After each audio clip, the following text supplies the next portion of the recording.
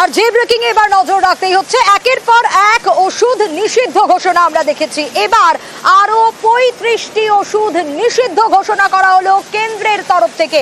এই লিস্টে কোন কোন ওষুধ রয়েছে জানবো। 35টি ওষুধের উৎপাদন, রপ্তানি, বন্টন, বিক্রি নিষেধ করা হয়েছে ড্রাগ কন্ট্রোলার জেনারেল অফ ইন্ডিয়ার তরফ থেকে। আরো ডিটেলে বিষয়ে অভিজিৎ জানাতে পারবে। অভিজিৎ, এই 35টি ওষুধের তালিকায় কোন কোন ওষুধ রয়েছে?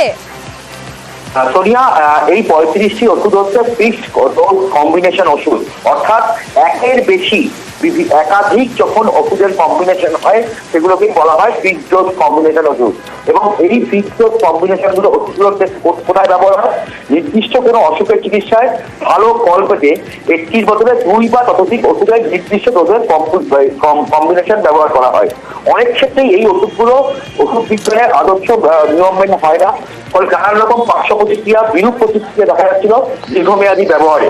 তার জন্যই এই ওষুধগুলোকে ব্যান করা হয়েছে, নিষিদ্ধ ঘোষণা করা হয়েছে। যেমন পেট খারাপ হলে আমরা নরফ্লক্সাসিন প্লাস মেট্রাডোনিজল মিশ্রণের ওষুধ খাই, সেটার ক্ষেত্রে কিন্তু আদৌ ভালো ঠিকঠাক ফল পাওয়া যাচ্ছিল না, বিরূপ প্রতিক্রিয়া হচ্ছিল। সেই কারণে এই ধরনের কম্বিনেশন ড্রাগ বন্ধ করে দেওয়া হয়েছে। ডায়াবেটিসের চিকিৎসায় জনপ্রিয় কম্বিনেশন হচ্ছে মেটফর্মিন প্লাস ডিমেথিরাইড। এই কম্বিনেশন ড্রাগও নিষিদ্ধ ঘোষণা করা হয়েছে। কেন্দ্রের তরফ থেকে বলা হচ্ছে যে এই ধরনের ওষুধ ব্যবহারের ক্ষেত্রে বিরূপ প্রতিক্রিয়া, পার্শ্ব প্রতিক্রিয়া, অনেক ক্ষেত্রে আরো খারাপ ফল হতে পারে। আর সে কারণেই এই সিদ্ধান্ত নেওয়া হয়েছে। বেশ, আমরা নজর রাখবো একটু ধুলিয়ানের দিকে, ডাক বাংলোর দিকে। কেন নজর রাখবো? তার কারণ প্রথম আগুন লেগেছিল এই ডাক বাংলোর ট্রাফিক গার্ডে। আর তারপর কি কি ঘটেছিল?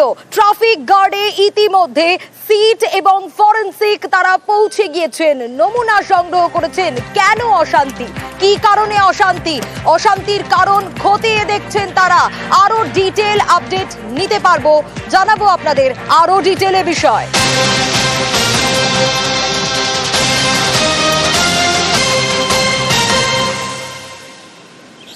এই অশান্ত এলাকা কেন অশান্ত হয়েছিল, কি কারণে অশান্তি, ঠিক কি ঘটেছিল, এসব কিছু জানার জন্য ইতিমধ্যেই সিট ফরেনসিক তারা পৌঁছে গেছেন। আবির রয়েছে আমার সঙ্গে, আরো ডিটেল জানাতে পারবে। আবির, দেখো, ইতিমধ্যে এসআইটি গঠন করা হয়েছে এবং সেই এসআইটি এই যে অশান্তি যে সমস্ত এলাকাগুলিতে হয়েছিল সেই সমস্ত এলাকাগুলিতে গিয়ে তাদের যে তদন্ত প্রক্রিয়া তা শুরু করেছে। এবং তুমি জানো যে ইতিমধ্যে একাধিক ব্যক্তি গ্রেফতারও হয়েছে। গত শুক্রবার যেখান থেকে প্রথম অশান্তির সূত্রপাত হয়, সেই যে ডাকবাংলো মোড়, সেই ডাকবাংলো মোড়ের যে দেখতে পাচ্ছ এটি হচ্ছে ডাকবাংলো যে ট্রাফিক গার্ডের যে অফিস, সেখানেই আজকে এসে পৌঁছেছেন হচ্ছে এসআইটি এবং যারা ফরেন্সিক টিমের যারা সদস্যরা রয়েছেন তারা। এবং ইতিমধ্যে এই ট্রাফিক গার্ডের ভিতরে থাকা যে ঘরগুলি সেখান থেকে বেশ কিছু নমুনা সংগ্রহের কাজও তারা শুরু করেছেন। পার্শ্ববর্তী যে দোকানপাট যেগুলি রয়েছেন সেই সমস্ত বাসিন্দাদের সঙ্গেও এসআইটির সদস্যদেরকে বারবার কথা বলতে দেখতে পাওয়া যাচ্ছে। এই ট্রাফিক গার্ডের পিছনেই রয়েছে হচ্ছে রেল লাইন এবং যার 43 নম্বর যে রেল গেট সেখানেও ভাঙচুর করা হয়েছিল, বুম ভেঙে দেওয়া হয়। সেখানকার হচ্ছে যে সিগন্যাল সিস্টেম সেটাকে বিকল করে দেওয়া হয়েছিল। সেই সমস্ত জায়গাতেও যারা ফরেন্সিক টিমের যারা সদস্যরা রয়েছেন তারা সেখানে যাচ্ছেন এবং সেখানে গিয়ে তারা কথা বলছেন। এছাড়া এই ট্রাফিক গার্ড যেটি রয়েছে সেই ট্রাফিক গার্ডের নিচে একটি পুলিশ বারাক ছিল, সেটাও সম্পূর্ণভাবে আগুন লাগিয়ে দেওয়া হয়, সেটিও ভস্মীভূত হয়ে গেছে। সেখান থেকেও নমুনা সংগ্রহের কাজ ইতিমধ্যে শুরু করে দিয়েছেন হচ্ছে তারা। প্রথমত হচ্ছে যে এই অশান্তির কারণ কি, কাদের ইন্ধন রয়েছে, কেন তারা এই ঘটনা ঘটিয়েছিলেন, তার যেমন একদিকে অনুসন্ধান চলছে, পাশাপাশি এই অশান্তি করতে গিয়ে দেখতে পাওয়া গিয়েছে যে সমস্ত জায়গাগুলো সব থেকে বেশি মানে আক্রান্ত, যেখানকার বাসিন্দারা সব থেকে বেশি রয়েছেন, সেখানে বাড়ি, অফিস, বিভিন্ন হচ্ছে হোটেল, সেই সমস্ত কিছুতে আগুন লাগিয়ে দেওয়ার ঘটনা ঘটেছে, ভাঙচুরের ঘটনা ঘটেছে। তো সেখান থেকেই নমুনা সংগ্রহের কাজ এই ফরেন্সিক টিমের যারা সদস্যরা রয়েছেন তারা শুরু করছেন। অন্যদিকে আজকে সকাল থেকে পরিস্থিতি অনেকটা ভালো বলছেন এখানকার যারা প্রশাসনিক যারা দায়িত্বপ্রাপ্ত ব্যক্তিরা রয়েছেন তারা। আজকে রাস্তাতে একাধিক মানুষজন বেরিয়েছেন, বেশ কিছু আরও নতুন করে দোকানপাট খুলেছে। বহু জায়গা থেকে যারা বিশেষ করে যারা এই এলাকা ছেড়ে চলে গিয়েছিলেন তাদেরকে যে ফিরিয়ে আনার যে কাজ তাও ইতিমধ্যে শুরু করে দেওয়া হয়েছে। এবং এনএইচআরসি এবং এনসিডব্লিউর যারা প্রতিনিধিরা রয়েছেন তাদেরও আজ সন্ধ্যায় বা আগামীকাল এসে পৌঁছানোর কথা রয়েছে। ফলে সব মিলিয়ে একদিকে তদন্ত প্রক্রিয়া, অন্যদিকে প্রশাসনিক হস্তক্ষেপে ফিরিয়ে আনার কাজ এবং এই এলাকাতে যাতে যথাযথভাবে শান্তি বজায় থাকে এবং সেই কারণে কড়া নজরদারি সমস্ত কিছুই চলছে হচ্ছে শামশেরগঞ্জকে ঘিরে। একেবারে এই প্রত্যেকটা আপডেট আমরা তুলে ধরবো। আবির আমাদের সঙ্গে ছিলেন এবং ট্রাফিক গার্ডে সিটের সদস্যরা তারা পৌঁছে গেছেন। কিন্তু এই অশান্তির আগুন আর এই ধুলিয়ানের ডাকবাংলো মোড়ে যে ক্যাফে, সেই ক্যাফে একেবারে পুড়ে ছাই হয়ে গেছে, ভস্মীভূত হয়ে গেছে সেই ক্যাফের সব আসবাবপত্র ভাঙচুর করা হয়েছে, ভেঙে দেওয়া হয়েছে গাড়ি পর্যন্ত। শুধু তাই নয়, আর এই গোটা ঘটনায় আতঙ্কে ক্যাফের কর্মচারীরাও পালিয়েছেন।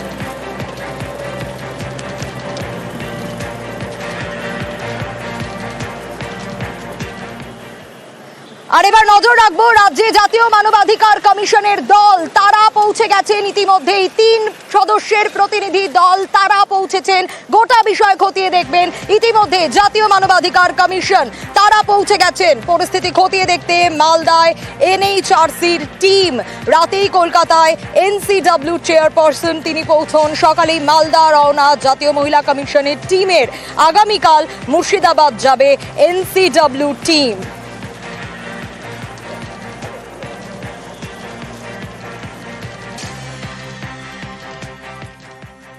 पश्चिम बंगाल में जो सांप्रदायिक हिंसा हुई है उसकी बहुत बड़ी तकलीफ यहाँ की महिलाओं को हुई है और महिलाएं जो डरी हुई है उनके साथ हम मिलेंगे।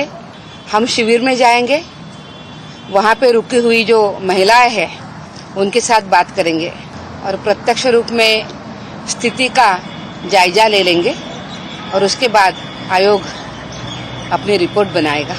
आपको स्टेट गवर्नमेंट से कोऑपरेशन मिल रहा है ना? हमें तो अभी कोई अड़चन नहीं लग रही है। ওয়াকফ আইনের প্রতিবাদের নামে রীতিমতো তাণ্ডব চলে মুর্শিদাবাদের ধুলিয়ানে। আর এই মুর্শিদাবাদের ধুলিয়ানেই তো অনেক তৃণমূল সাংসদ, নেতা, বিধায়ক, তাদের বাড়ি রয়েছে। তারা কি কিছুই আঁচ করতে পারেননি? তৃণমূল স্তরের যারা রয়েছেন, নিচু তলার কর্মীরা, তাদের কাছ থেকে কোনো খবর তারা পায়নি। প্রশ্ন উঠছে স্বাভাবিকভাবে, তাহলে কি তৃণমূল স্তরের কর্মীদের সঙ্গে নেতাদের যোগাযোগ কমে গিয়েছে?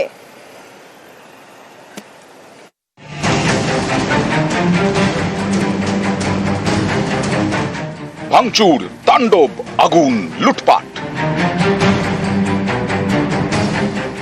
ওয়াকফ আইনের বিরোধিতার নামে গত শুক্রবার তাণ্ডব চলে মুর্শিদাবাদের সুতি শামশেরগঞ্জে। তছনছ করা হয় শামশেরগঞ্জ থানা এলাকার ধুলিয়ান। এখানকার রতনপুরে একের পর এক দোকানে লুটপাট চলে। এই ধুলিয়ানেই তৃণমূলের একাধিক বিধায়ক এবং সাংসদের বাড়ি।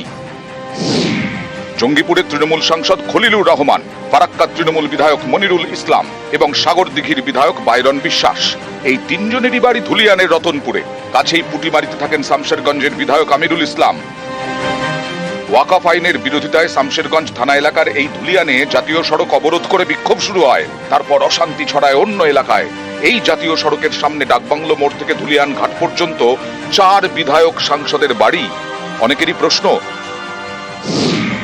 জনপ্রতিনিধিদের বাড়ির কাছে এত বড় অশান্তি হলো কিভাবে? বিশাল জমায়েতের পর মিছিল করে তাণ্ডব চলল। সাংসদ বিধায়করা কি আগে থেকে কিছুই জানতে পারেননি? দলের নিচুতলা থেকে কি কোনো খবরই পাননি? ঘটনাটা ঘটেছে শামশেরগঞ্জ ব্লকে।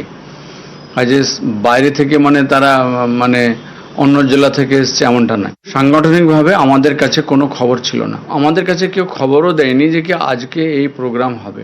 নিচুতলার নেতারা চেষ্টা করেছে। আমাদের কাছে কোনো রকম এরকম খবর আসলে এটা ঘটনা আমরা হতেই দিতাম না কোনো মতে।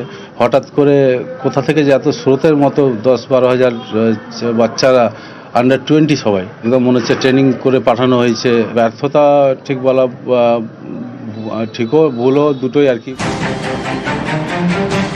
2023-এ সাগরদিঘি বিধানসভা কেন্দ্রের উপনির্বাচনে কংগ্রেসের টিকিটে জেতেন বাইরন বিশ্বাস, পরে তৃণমূলে যোগ দেন। 2021-এর বিধানসভাই হোক বা 2024-এর লোকসভা নির্বাচন, মুর্শিদাবাদ জেলাতে তৃণমূল কংগ্রেসের ফল ছিল যথেষ্ট ভালো।